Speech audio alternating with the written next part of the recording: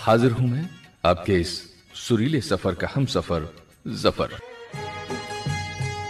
दोस्तों, जल की कमी और जल स्रोत दूर दूर, ऐसे में जल लाना एक जरूरी और श्रम साध्य काम रहा है, शायद आज भी है, और ज्यादातर महिलाओं के हिस्से में ही ये काम आता है।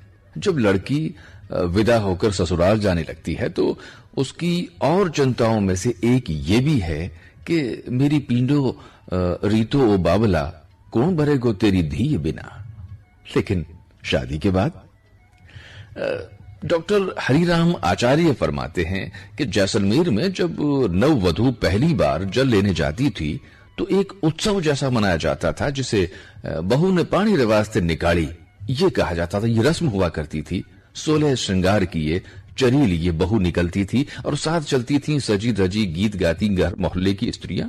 उधर बीकानेर में चूंकि कुओं में पानी बहुत गहरा था, इसलिए एक लोकगीत में लड़की अपने बाप से कहती है कि बीकाने मत देई महारा बाबल सासरियो ए लोए, बीकाने रो पानी बोली दूर सासरियो ए लोए।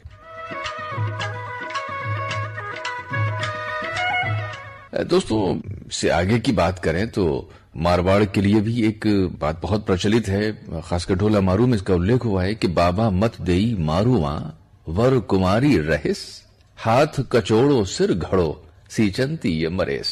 हे बाबा, मुझे मारवाड़ वासियों को मत देना, चाहे कुमारी रह जाऊं, वहां दिन भर हाथ में कटोरी और सिर पर घड़ा रहेगा। इस प्रकार तो पानी ढोते ढोते ही मेरा जीवन पूरा व्यतीत हो जाएगा।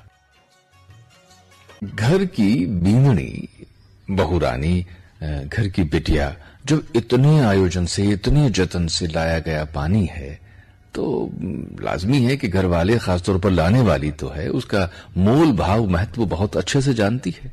तभी तो मरुभूमि की महिला कहती है कि अगर घी ढुड़े तो उसका फर्क नहीं पड़ता, लेकिन अगर जल ढुड़ता है तो उसका जी जलता है। सुना है कि पत्थर की परात जैसे पात्र में बैठकर उस जमाने के लोग नहा लिया करते थे। नहाना भी कैसा, यानी दोए कान हुई स्नान।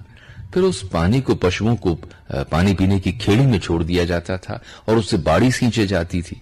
एक मजाक है कि एक दिन बहू दिवाली को नहाई, फिर होली को भी नहा ली, लेकिन जब उसने किसी तीसरे पर्व पर नहाने की बात की तो सास से रहा नहीं गया। ताना दिया, बोली, तू होली नहाई, दिवाली नहाई, अब फिर नहाएगी के? तू औरत है या बत्तख?